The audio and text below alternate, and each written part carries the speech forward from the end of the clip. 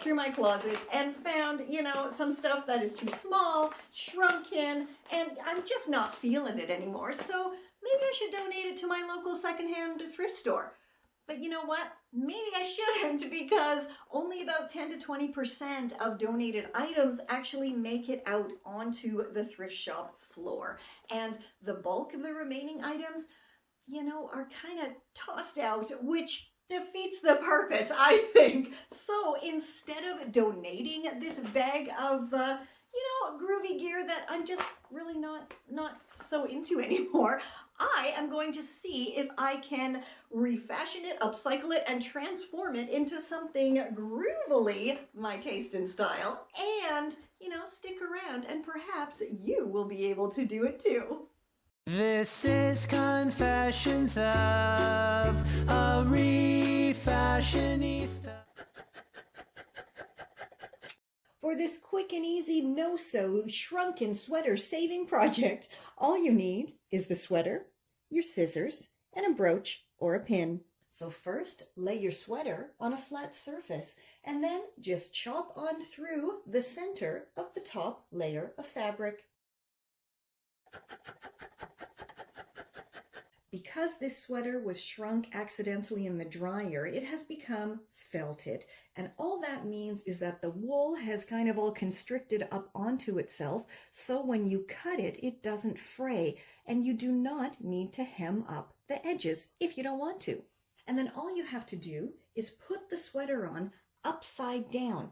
Gather what was once the bottom hem and fold it over around your neck, and then just pin it in place.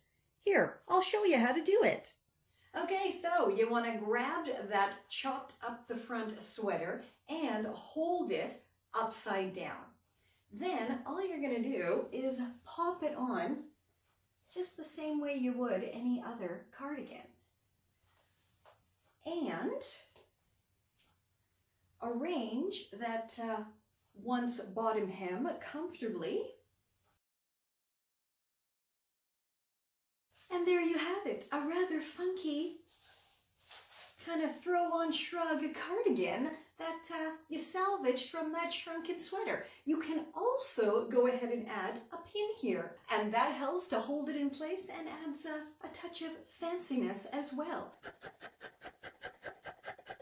Grab that old long sleeve tee that you never wear, plus your trusty scissors, and transform it in a flash.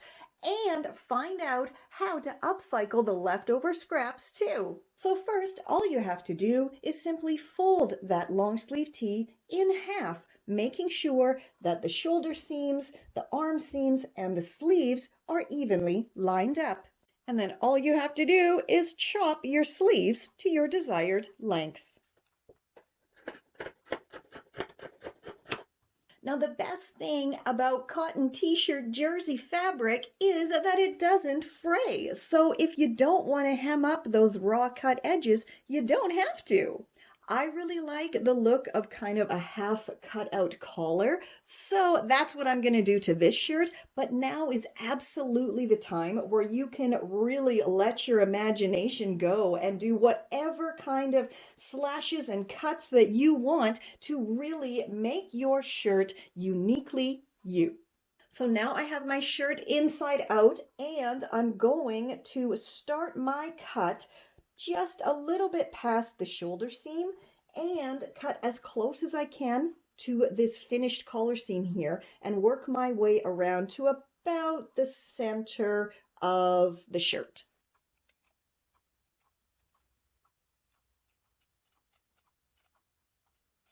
So that came out pretty awesome, but I think I want it to be even more obvious, this cut here, and this is a little bit loose, so I'm going to remove the excess from this collar bit here, and then simply stitch up the raw edges so the collar will be tighter and this chopped bit will hang down a little bit lower.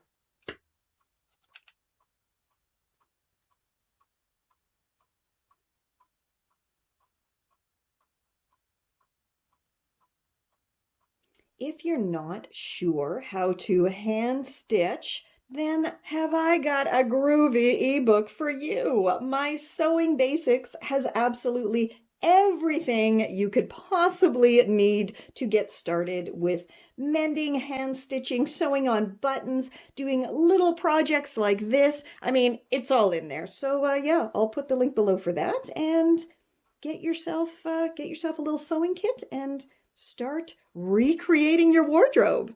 So now that I have the collar done and the sleeves are chopped, I think I'm also going to go ahead and cut off this finished bottom hem, just so the whole shirt has a really cool kind of deconstructed look to it.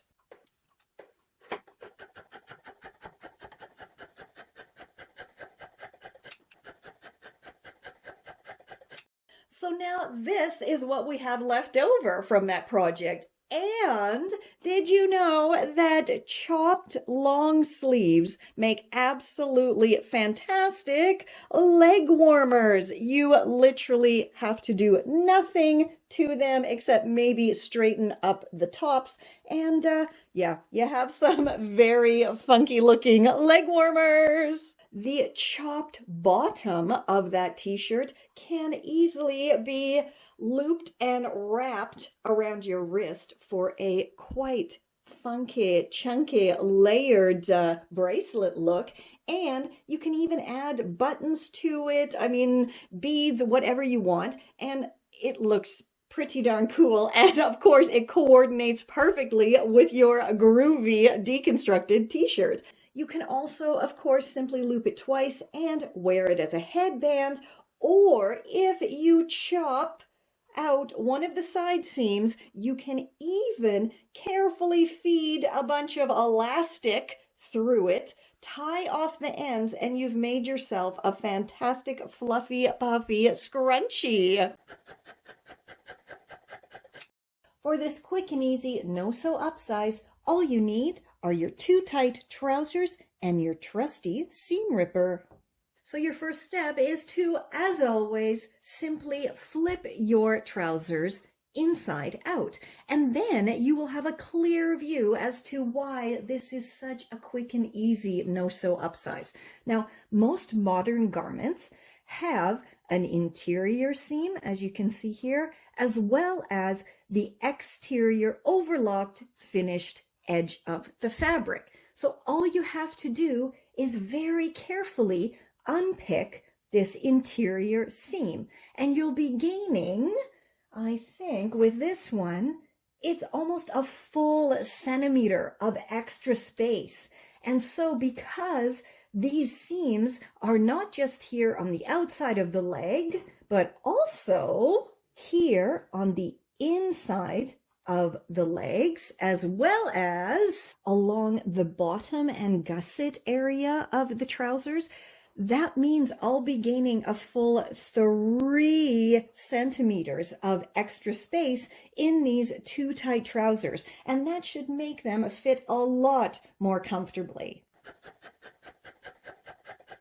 For this quick and quirky project, you'll need a funky old fur hat, a length of sturdy chain, some giant snaps or some no-sew Velcro, and sturdy thread and a strong needle. So your first step is to simply stitch one end of the chain to one side of the interior of the hat. And then once you have that done, just pinch the sides of that hat together and give it a couple quick stitches just to conceal the end of the chain inside.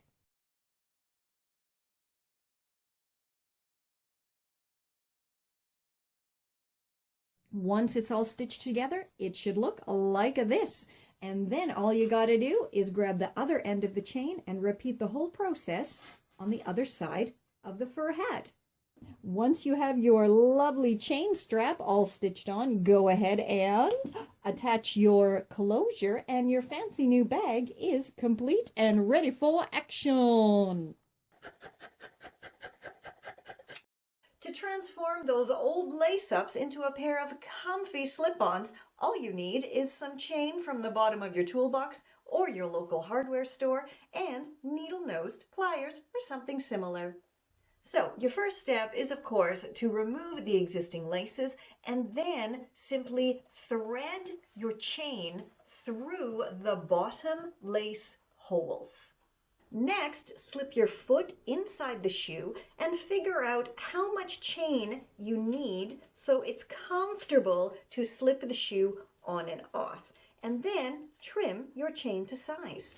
Once you have your chain trimmed to your desired length, then all you have to do is open up one of the links and put it together. Close that link up and your first chain is complete. Now go ahead and repeat the process with the rest of the chains. Repeat the whole process on the other shoe and you've now got yourself a pair of Groovy chain-laced slip-ons. I mean, seriously, how easy was that? I created an entire new outfit from items that were in the donation pile. I'm like, seriously, the pants now fit me perfectly. This old shirt that, I mean, I wore it as pajamas forever is now super cool. I love this cutout. And I get this shrunken sweater.